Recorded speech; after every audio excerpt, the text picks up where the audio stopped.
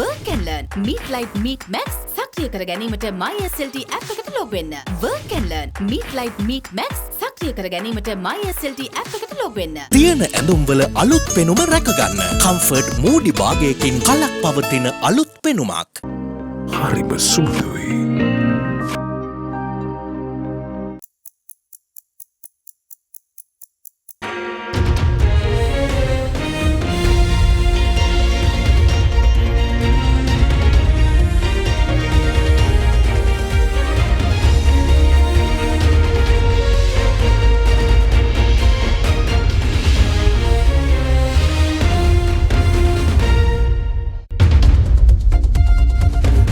First at 9 this Monday, the 5th of December 2022. Amongst the best, Colombo Port ranked amongst the top 25 performing ports in the world. No stone unturned. Sri Lanka to resume operations at its third international airport in Palali. No U-turn. State Minister of Finance Shehan Semasinghe reassures that the country will not make a U-turn on development outcomes. Boosting local production. Committee empowered to work with the National Dairy Development Board of India to increase local dairy production. From AdaDerana, this is AdaDerana First at 9 with Suzanne Shenali. Live from Studio 24 in Colombo. A very good evening, and you're joining us tonight on today's edition on First at 9. Now we're starting off with some good news, as the Colombo port is ranked among top 25 performing ports in the world for year 2021. According to a United Nations Conference on Trade and Investment report, the Colombo port is also the highest performing port in South Asia. Speaking to AdaDerana English News, Sri Lanka Ports Authority said that the port, which is currently handling a container throughput of 7 million 20-foot equivalent units, will be able to rank amongst the top 20 if a container throughput of 15 million TEUs can be handled, which they plan to achieve between 2030 and 2035. In the report Review of Maritime Transport 2022 published by the United Nations Conference on Trade and Investment, Middle East and Mediterranean regions accounted for 10 out of the 25 highest ranked ports across the globe during the year 2021, up from 4 in 2020. From East Asia, the number of ports in the top 25 list decreased from 15 to 8. What is notable is that the Colombo port, which was ranked 33rd in 2020, has come forward by 9 places to rank 24 in the list of top 25 performing ports in the world. According to the report, Colombo port is also the highest performing port in South Asia. We are now in 7 million range, the capacity. So in 2025, we reach double the capacity, that is we are going 14 million after completing ECT and WCT. The capacity is the amount, the capability of handling volume. We are planning to extend WCT, the West Terminal 2, adding another 3 million to 4 million capacity. So altogether, our plan is to go up to 20 million between 2030 and 35. So by this time, if we reach above 15 million TEUs per annum, we are in the range of first 15 to 20 position of the world. Meanwhile, Saudi Arabia's King Abdullah Port, which ranked second last year, has been ranked first in 2021. While Japan's Yokohama port, ranked first in 2020, has ranked 10th in 2021. The review also finds that Asia remained the world's leading maritime cargo handling center during the year, accounting for 42% of exports and 64% of imports. However, the review also warns that maritime sector will require great investment in infrastructure and sustainability to weather future supply chain crises. Sri Lanka's third international airport in Palali will recommence operations on the 12th of December. According to State Minister of Ports and Aviation Premalal Jayasinghe, the airport will welcome its first flight from India on the 12th, operated by Alliance Air. Commencing its operations on the 17th of October in 2019, the Jaffna International Airport, or the Palali Airport, is the third international airport in Sri Lanka. However, its operations came to a halt in 2020 with the spread of COVID-19 across the world. After a few years of halt in operations, The government has decided to recommence operations in a backdrop where the country's tourism has begun to pick up, with several airlines recommencing flights to Sri Lanka. Speaking in Parliament today, State Minister of Ports and Aviation Premalal Jayasekara said aviation services of the airport will recommence on the 12th of December. මේ මාසේ 12 වෙනිදා වෙනකොට පළවෙනි ගුවන් යානය ඉන්දියාවේ සිට මෙරටට පැමිණෙනවා. කොවිඩ් වසංගතයට ප්‍රථම මාස කිහිපයක් ඇතුළත 2000ක පමණ පැසෙන්ජර්ස්ලා ගෙහි සිට මෙහෙට ඇවිල්ලා තිනවා. ඉන්දියාවේ සිට ලංකාවට පැමිණලා තිනවා. ඒ වගේම ලංකාවේ සිට 2500කට වැඩි ප්‍රමාණයක් ඉන්දියාවට ගිහිල්ලා තියෙනවා. ඒ වගේ සම්බන්ධතාවයක් ඇති වෙලා මේ උතුරු නැගෙනහිරත් ඒ වගේම ඉන්දියාවත් අතර ඒ සම්බන්ධතාවය ඇති වෙනකොට අපිට විශාල ආර්ථික වර්ධනයක් ලබා කර ගන්න පුළුවන්කම ඇති වෙනවා. පලාලි ගුවන් තොටුපළේ ගුවන් පතේ මේ වෙනකොට දිගින් තියෙන්නේ 970ක් පමණ මේක 1400 දක්වා දීර්ඝ කිරීමට දීර්ඝදී බලාපොරොත්තු වෙනවා. I must thank the Honourable Minister for Port Shipping and Aviation for reducing the airport tax for Palali Airport by half. That has enabled, I believe, the first flight to now arrive on the 12th of this month. I urge him to actually take away the airport tax in toto. We'll have more tourists coming. We will have foreign exchange that we badly need. It was an important move to have done in September 19 to have declared Palali Airport and the Batiklo Airport as international airports together with Ratmalana Airport. That must come into effect. Both Palali Airport and the Batiklo Airport must receive foreign tourists and others who will bring much needed exchange to our country. Minister of Justice Dr. Vijaydas Rajapaksa revealed in Parliament that a staggering $53 billion of export income has not been repatriated to the country during the past 12 years, including $3 billion last year alone. The Justice Minister also informed Parliament that 57 exporters out of 100 to which the central bank called for reporters have provided incomplete reports. පහුගිය අවුරුදු 12දී dollar බිලියන 53.5ක් අපනයන කරපු භාණ්ඩ සම්බන්ධව ලංකාවට එන්න ඕන. මුදල් ගෙනල්ලා නැහැ. ඒතකොට ගිය අවුරුද්දට බිලියන 3ක් එවලා නැහැ. අපි මේ දැන් IMF එකේ හිඟා කාගෙන යන්නේ ඩොලර් බිලියන 2.9ක් අවුරුදු 3-4ක කාලයකට දෙන්න කියලා. හැබැයි මේ අපේ රටේ ජනතාවගේ ලේ දාඩිය මහන්සියෙන් හම්බ කරපු ඩොලර් බිලියන 3 අපේ ව්‍යාපාරිකයෝ පිට රටවල් වල හංගගෙන තියන් ඉන්නවා. මුදල් ඇමති රවි කරුණානායක මහත්තයා ඉන්න කාලේ ගෙනාපු විදේශ මේ පනතේ තිබිච්ච බලගතු පදනම නැති කළා. ඉතින් ඒතකොට දැන් කාටවත් නීතියට බයක් නැහැ. ඒ නිසා විදේශ විනිමය පනතේ සංශෝධනය කරුණාකරලා කරන්න. මහා බැංකුව විසින් මේ පිළිබඳව වාර්තා කැඳවලා තියෙනවා. ප්‍රධාන එක්ස්පෝර්ටර්ස්ලා 100කගෙන් දැනට ලබා දීලා තියෙන්නේ 57ක් විතරයි. හැබැයි මේ දීලා තියෙන 57 දෙනාගේත් වාර්තා සම්පූර්ණ නැහැ. ඉතින් ඒකෙන්ම පේනවා මේගොල්ලන් සත්භාවයෙන් කටයුතු කරන්නේ නැහැ කියලා. I have seen a report that Sri Lankan Airlines in the first half of the financial year 22-23 had lost 112.8 billion rupees. Nevertheless, that's a staggering figure, and that every month we keep making these losses and the state absorbs this. I'm mentioning the figure because the cost of having an election is only 11 billion. And whenever we talk about an election, the defense is taken, how can we afford an election? 1 month's loss of Sri Lankan Airlines is more than the cost of having an election. So, that is not an argument. You keep making these losses and then you say, how can we hold an election? Fundamental to the functioning of a democracy is periodic elections. One might say, well, the parliament has a mandate for 5 years. Why are you asking for an election now? ඉන්දියාව සහ ලංකාව අතර ඒ නැව් සේවාව මගී නැව් සේවාව ආරම්භ කිරීම සඳහා දැන් දෙපාර්ශ්වයක් ඉදිරිපත් වෙලා ඉනවා. අපි මාසයක් ඇතුළතදී ඒක සාකච්ඡා කළා ඒකට බාර දෙනවා. මඩකලපුව ගුවන් තොටුපළ අපි විශේෂයෙන්ම ගුවන් පියාසර පාසල් සඳහා අපි දැන් වෙන් කරලා තියෙනවා. Vice President of the World Bank Martin Reza had expressed the World Bank's readiness to support Sri Lanka to improve economic governance in the country. This was conveyed to the Sri Lankan head of state when he met with the Vice President of the World Bank Martin Reza today. Taking to Twitter, the Vice President of the World Bank stated that he had a good conversation with President Ranil Wickremesinghe and agreed that Sri Lanka's crisis is an opportunity to implement long overdue reforms. He added that the World Bank is ready to support steps to improve economic governance, create jobs and protect the vulnerable.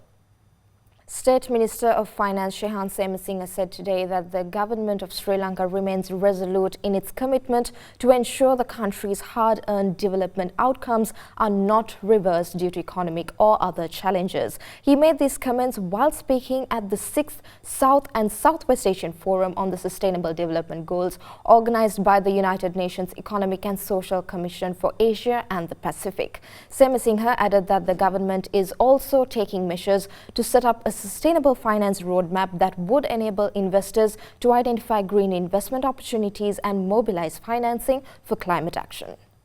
In building forward to advance the full implementation of the SDGs, Sri Lanka, like others, is constrained in its ability to mobilize adequate resources for implementation of policies and programs to achieve the SDGs. The government of Sri Lanka is resolute in its commitment to ensure that the hard-earned development outcomes are not reversed due to the economic and other challenges confronting us in the post-pandemic era. The government is engaging the private sector and international development partners for investments, technical assistance, and capacity development to improve the enabling environment and facilities for green hydrogen and solar energy production. Key steps have been taken to transition towards a circular economy. Sri Lanka has proposed the Colombo Declaration on Sustainable Nitrogen Management with an ambition to halve nitrogen waste by 2030 and formulated important policies such as the Sustainable Consumption and Production Policy and Food Waste Management Policy. In addition, we are taking steps to establish an international university for climate change in Sri Lanka for furthering knowledge, education, and capacity building for climate change mitigation and adoption. Sri Lanka sees the benefit of using digital technology, and accordingly, the National Digital Policy and Strategy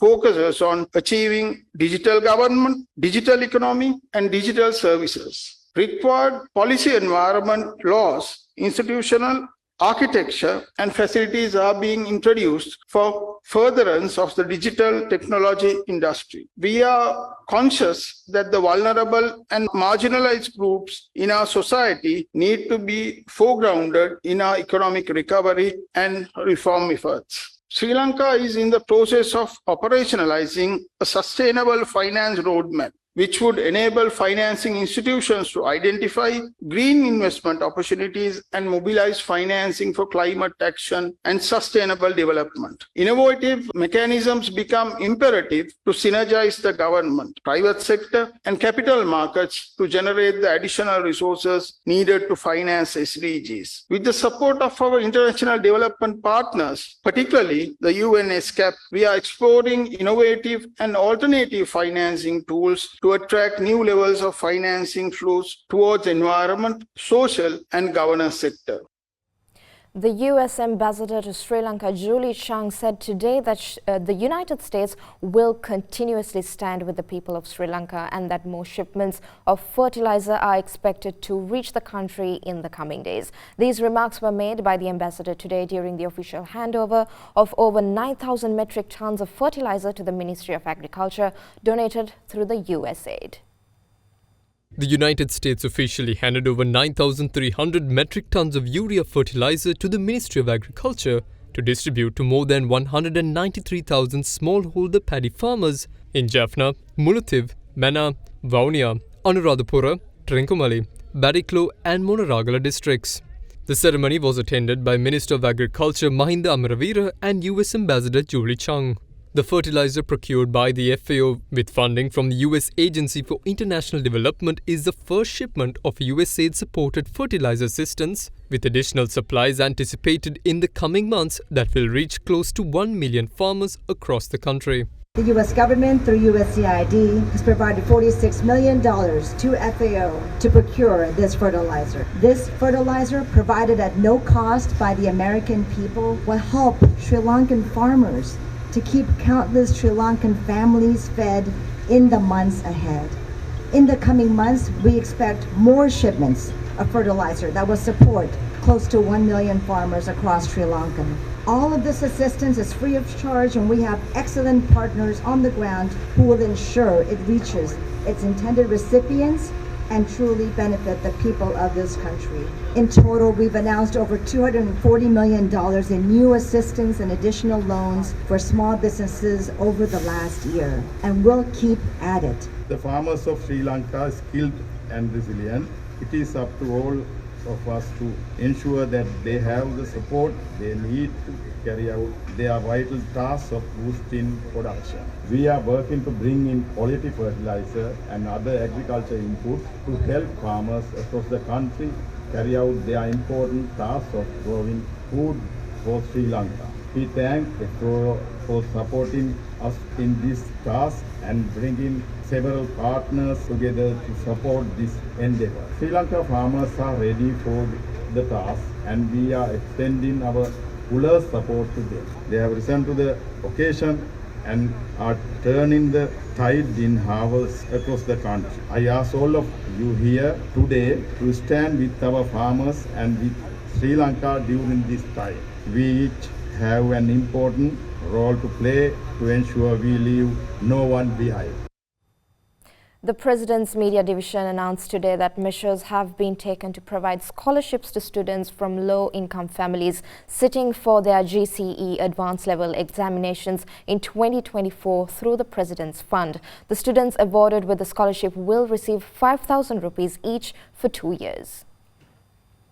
As per instructions of President Ranil Wickremesinghe, steps have been taken to provide scholarships to students who completed their GCE ordinary level examination and will be sitting for the GCE advanced level examination in 2024. The scholarship program will utilize funds from the President's Fund. According to the President's Media Division, in order to qualify for the scholarship, monthly income of an applicant's family should not exceed 75,000 rupees and the applicant should be a student from a government school or a free private school.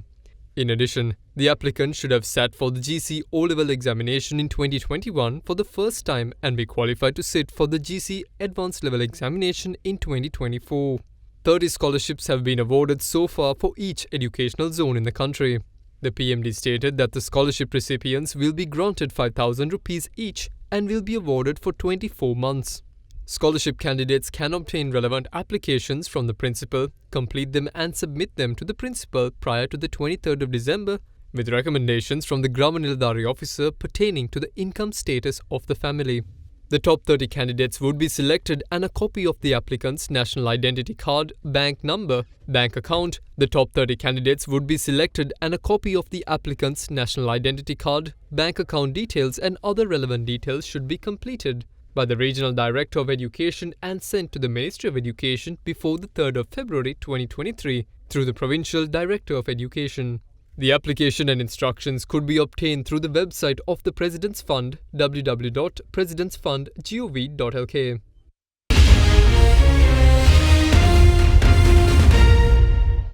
Welcome back to First at 9. The Ceylon Electricity Board has estimated that the unit of electricity will cost up to 56 rupees and 90 cents in 2023. Minister of Power and Energy Kanchana Wijesekara stated that the CEB has also estimated a loss of 423.5 billion rupees for this year. Minister of Power and Energy Kanchana Wijesekara announced today that in order for the Ceylon Electricity Board to provide an uninterrupted supply of power in 2023, a unit of electricity has been estimated to cost of 56 rupees and 90 cents. Minister Wijesekara making this announcement also stated, while the current average price of a unit of electricity is 29 rupees and 14 cents, the CEB has estimated a deficit of 423.5 billion rupees. The minister further listed out new electricity rates on his Twitter. Accordingly, the current 2 rupees and 50 cents charged for units between 0 to 30 consumed is proposed to be increased to 8 rupees. The proposed tariff charge for the next 30 units has been proposed to be increased to 10 rupees from 4 rupees and 85 cents. Further, the current rate of 10 rupees charged for units between 61 to 90 has been proposed to be hiked to 16 rupees. The new proposed rate for units between 91 to 120 and 120 to 180 has been increased to 50 rupees. In addition, for all units over 180, The new tariff proposal is 75 rupees. The minister further stated that a subsidy would be given to consumers with low consumption, while consumers who use more electricity have to pay than the normal cost for a unit of electricity. However, Minister Kanchana Wijesekara said that in his opinion, a unit of electricity should be sold at 56 rupees and 90 cents for consumers at all levels. The minister also pointed out that a direct financial subsidy can be given to low-income families. State gas supplier Litrogas Lanka Limited has decided to increase prices of the LP gas cylinders with effect from midnight today. Accordingly, the price of a 12.5 kilogram cylinder will be increased by 250 rupees to 4,610 rupees. The price of a 5 kilogram cylinder will be increased by 100 rupees to 1,850 rupees, while the 2.3 kilogram product will see a 45 rupee increment to 860 rupees. However, private gas supplier Love's Gas said that they will not increase prices of their products and will continue selling at a current rate. Meanwhile, the Ceylon Petroleum Corporation announced a price reduction in its auto diesel by 10 rupees with effect from midnight. Accordingly, the new price of auto diesel will be 420 rupees per litre. However, CPECO stated that the prices of other types of fuel will remain unchanged. Meanwhile, Lanka IOC announced that they too will reduce the price of auto diesel by 10 rupees in the line with decision to CPECO.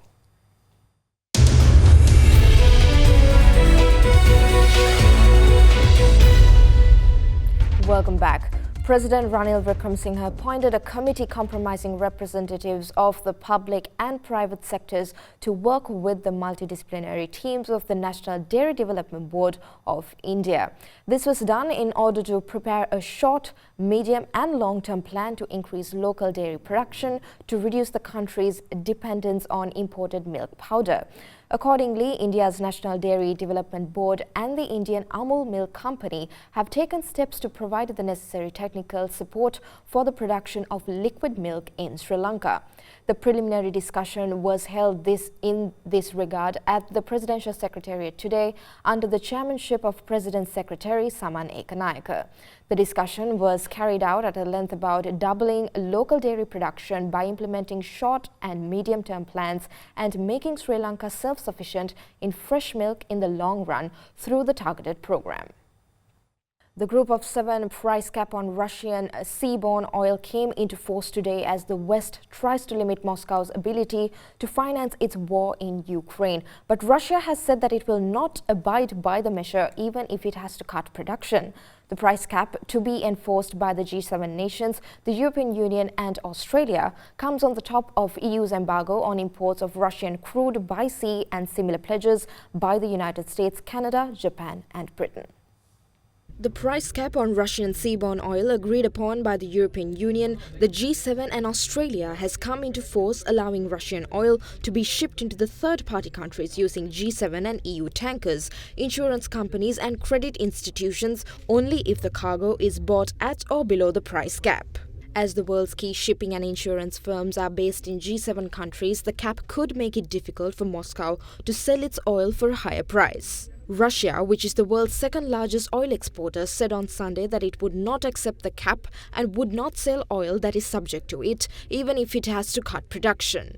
Selling oil and gas to Europe has been one of the main sources of Russian foreign currency earnings since the Soviet geologists found oil and gas in the swamps of Siberia in the decades after World War II.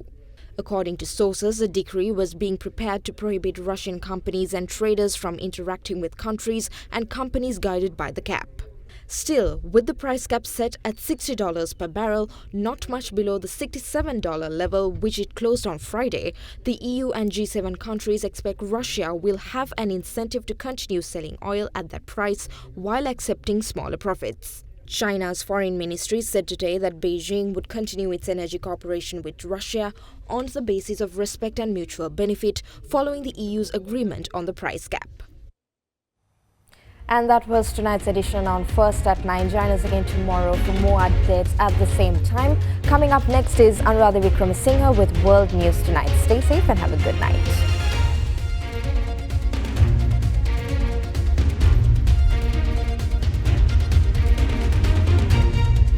For news and information you can trust 24 hours a day. Visit AdaDerana.lk.